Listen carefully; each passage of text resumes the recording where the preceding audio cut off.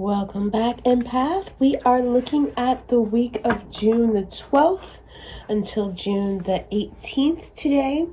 On, Tuesday, we have the full moon. It's a super moon, and it's interesting. It's void, and it switches signs during the full moon. So it's going from Sagittarius into Capricorn, and void from around 8 a.m. until 3:13ish p.m. here on the West Coast. All right, so I don't know astrology. I don't know what all of that means. I just know that it's likely to affect a few of us, if not all of us. So I wanted to throw that in there. Last week I forgot to mention, so I had to put them in the description. I'm going to pull our overall energy card. All of these decks are pre-shuffled, by the way. Ooh, okay. So this one flipped over, that one did not. I'm nosy, so I'm gonna look. It's the first one. But this is the one that we got. Number 18, Eyes of the Eagle, rising above the fray. It's interesting because the human design gate that we're moving into, or that the sun is moving into this week, is the 12, which is like a pause energy. It's called standstill. The name of the gate is actually standstill. It's interesting.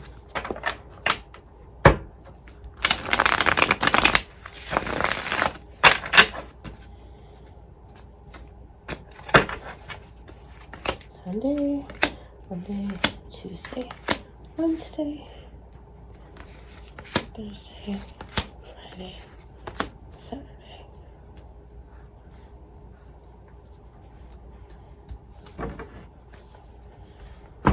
All right. And then we'll pull the chakra card real quick.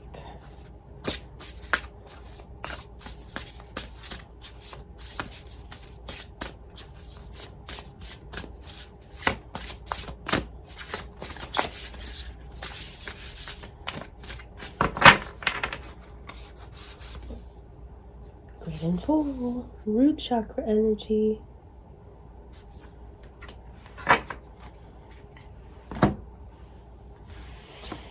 All right, Sunday, we're starting out with the Four of Wands. All right, I like that. Makes sense coming out of last week for those who embraced the energy. Monday, we have Knight of Pentacles. Tuesday, Nine of Cups. I love this card. Wednesday, Ten of Wands reversed. Thursday, Four of Cups reversed. Friday, the King of Swords reversed. And Saturday, the Three of Pentacles reversed. All right, give me a moment.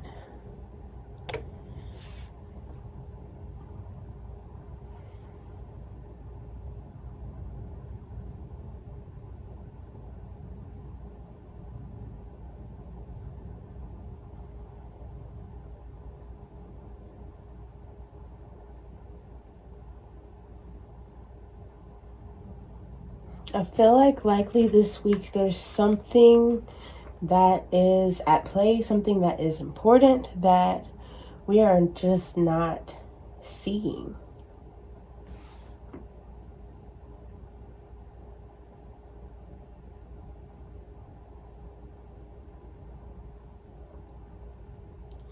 And I feel that it is likely a block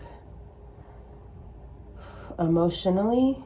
Maybe it's something that you're not wanting to feel, because if you do, it will force you to admit something that you've been trying to force, or something that you have been trying to manifest or make happen that is out of alignment or off course from what you should be focusing on, or what the lesson that you were meant to get, learning the wrong lesson type of energy.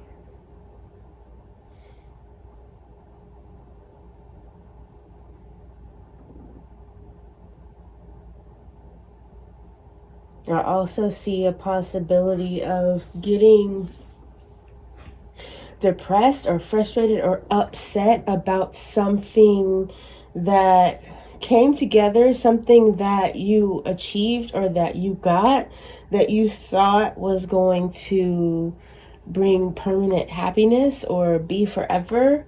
And once you got it, you found out that it had either an expiration date, or that it was, it was temporary, or maybe just having it took away the joy of pursuing it or trying to get to it. And so you kind of fall into this negative type of outlook or energy. But the need to, this great fool card here over here just taunting the heck out of us, like, hey, don't be ungrateful. It's more the way I see it is that just because the amount of energy that you put into this thing is the limit of how much you're able to get back out of it, it doesn't mean that that is a bad thing. It doesn't mean that it fell short. It doesn't mean that it wasn't worth doing. It wasn't worth having. It just means that it's now time to focus on the next. Because, nothing in life is constant except change, right? So it's a constant journey. It's a constant evolution, a constant travel. We're always going towards something.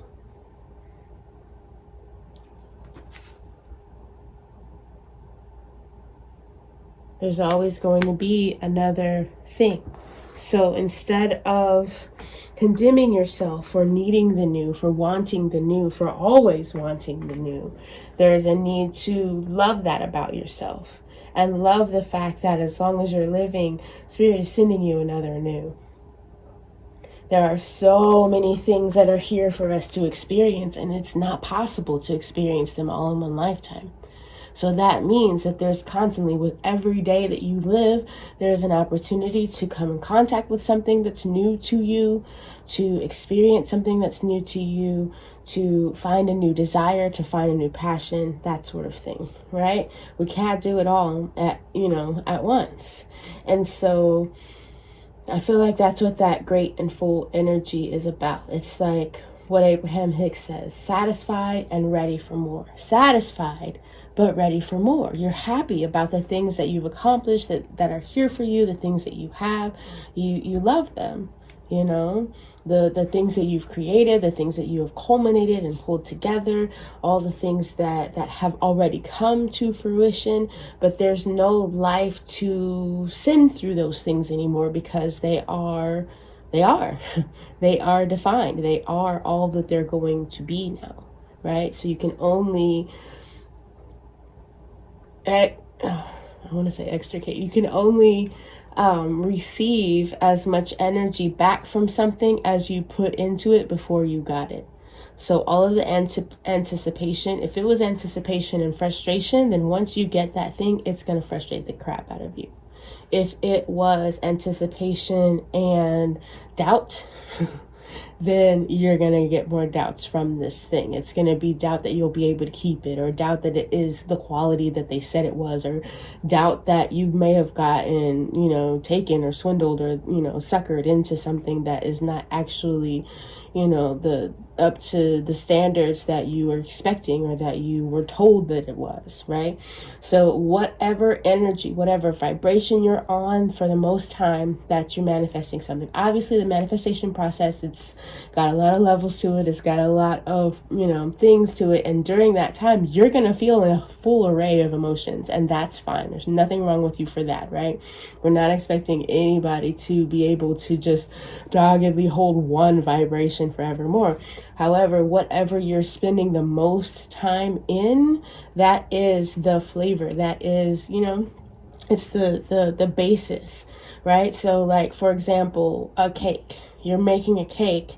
There's a lot of different ingredients that go into that cake to make it become cake, right? But when it comes down to it, you've got the dry ingredients are mostly flour, right? It's that kind of thing. It's what you put into it is what you're getting back out of it.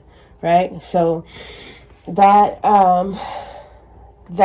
what I'm seeing here.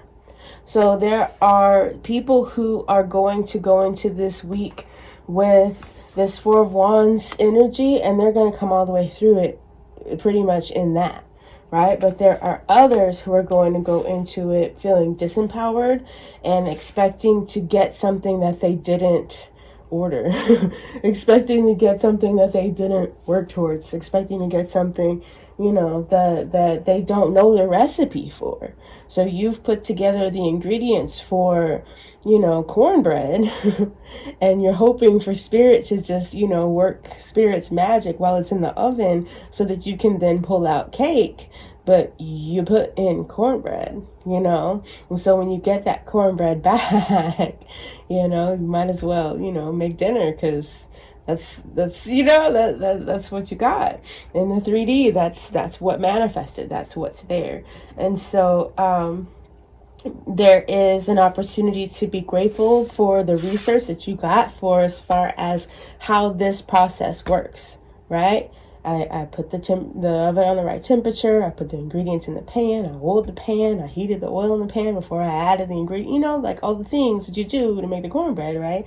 So then when it comes out cornbread and it's good cornbread, even if you wanted cake, you still learned a lot in that process of making the cornbread, right? And there's even stuff that you can use towards making cake, right? Mixing the dry ingredients before you mix the wet ingredients and then folding them, there's things that will help you in your new adventure and your new thing that you're trying to make. But you also, you have to be dealing with the right ingredients. You have to be in the right vibration, right? So just like food tastes better when you have fun cooking it, just like a journey turns out better when you have fun while you're on the way there, you're less drained than you are when you spend time in a yuck, I hate traveling, vibration, and then you get there and you're like, yay, I'm finally on vacation. You spent way less time on vacation than the person who enjoyed the journey. And guess what? When you get home, you're going to be way more exhausted than the person who is able to enjoy the journey. So this is like a mini course in how to get into that energy and allow yourself that extra time to enjoy the journey. I feel like I've probably said this before, but as adults, we don't allow ourselves to indulge in silly, lighthearted thought spaces because we feel like it's irresponsible. There are things I should be worried about. There are things I need to be figuring out with this mental space, with this mental energy, right? But that's actually not even the best use of your mental capacity, because you're not meant to make your decisions from mental energy, because that's self-sabotage. So when we allow ourselves lighthearted headspaces, when we allow ourselves play, it also increases our vibration. It raises your vibration, which gives you more leverage and more power towards getting to where you're attempting to go in the first place. All right, so I hope that was helpful. Hope it didn't feel too lectury. I love you guys. I really appreciate all the views and the comments and the likes and shares and whatnot that you guys do. It really helps my channel out. If you're new, I hate begging for subscribers, but if you're new and you are following what I'm doing here and you see that it could be helpful and that it's helpful to you, these posts go up every Sunday on my channel. They go up either Thursday or Friday on the sanctuary if you're a network member.